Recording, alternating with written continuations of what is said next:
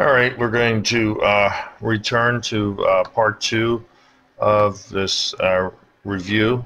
Okay, this one is going to pick up with the some of the true and false questions. Okay, so the number one, the notation again, f(g) of x equaling g(f) of x must be equal, must both be equal to x in order for the for those two functions to be inverses. We elaborated on that today in class. So that conditional statement that they both equal x must be true for in order to declare inverses. Okay.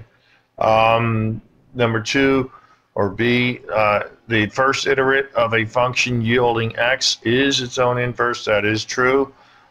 You can consider the 1 over x function, and 1 over x will, by rules of fractions, simplify to x. Letter C, again, this notation is saying basically the same thing as A. It's saying that if the functions compose with themselves, then the function is then one of the functions is the inverse of the other. Only true when their composition yields x. Okay. Note that that's pretty much exact same wording as A. D. This is talking about a function which is its own inverse.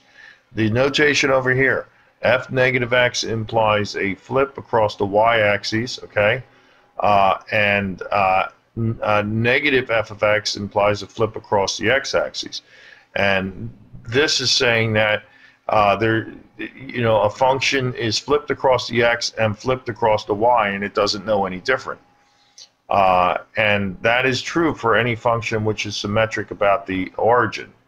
Okay, so it's saying essentially if a function is its own inverse, then it is symmetric about the origin, and that's not necessarily true. I mean, 1 over x is a function which is symmetric about the origin and which is also its own inverse, but x cubed is a function which is symmetric about the origin but is not its own inverse. So it is not true all the time. And while we're on that, we'll go down to F, letter F, which is the converse of that statement. F and D are converses of each other, and F is likewise false. Okay.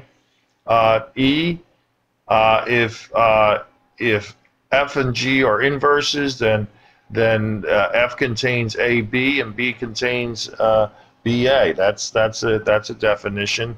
That's true. Okay. E, you got to watch this notation. Okay. The notation here is implying inverse, not reciprocal.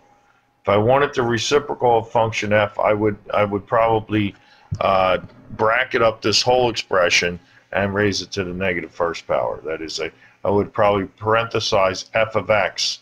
That is, this would be the understanding for reciprocal. That whole thing to the negative first power, that would be 1 over f of x. So, just be clear on that. Okay.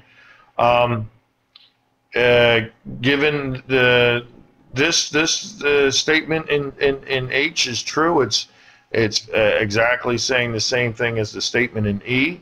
Okay, just in using the function notation. All functions have an inverse. This is true. The inverse of every function is not a function. So the qualifying statement on top of I is whether or not the inverse of a function is a function. All functions have inverses because the inverse is simply a flip across the line y equals x. Okay. So we're down to K. Given the inverse of a function is a function, then the function is 1 to 1. This is true. The 1 to 1 is saying that it passes the horizontal line test. Okay, and we got a couple of statements here alluding to the same thing. Okay, my note here is for you to consider the converse of this statement and determine whether that's true or not. If a function passes a horizontal line test, then its inverse will pass the vertical line test. I say that's it, alluding to the same thing as statement K, all right, which is also true. The inverse of a line of a vertical line is a horizontal line. Very true. Okay. The inverse of every line is a function. No. If I qualified that and say the inverse of every non-horizontal line is a function, that would be true. Okay. Next, if two functions are reflections of one another on the line y equals x, then they are inverses of each other. Their composition taken either way yields the same thing.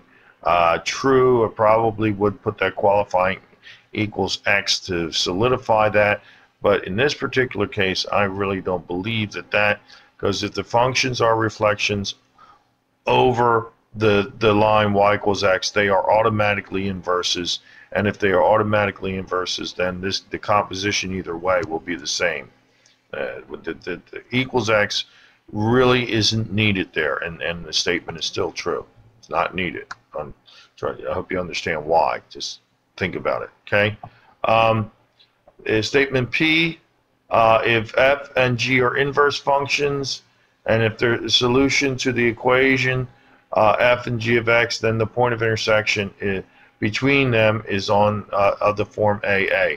Yes, this is true, okay? What we're looking at is by stating that they're inverses and setting them equal, you're trying to find where they intersect. And we showed you in class using the calculator that the intersection between two inverses will always be on the line y equals x. And any point on the line y equals x has the same x and y coordinates. Okay.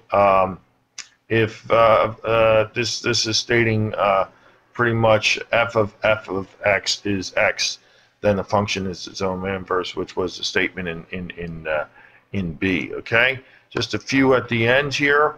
Okay. The process of finding an inverse. Okay.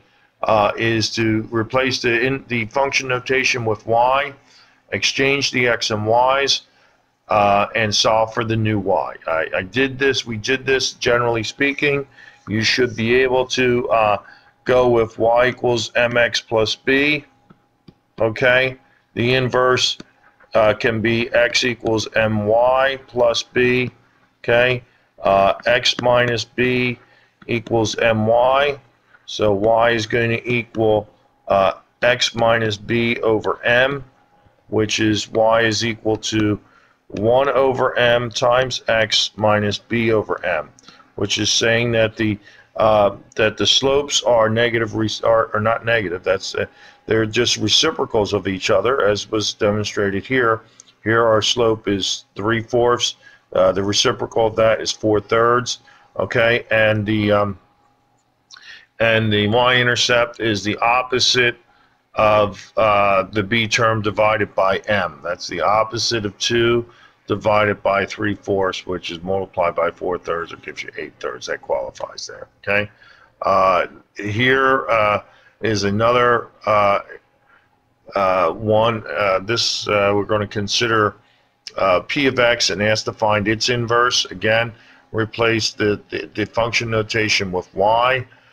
Exchange the y and x. Cross multiply.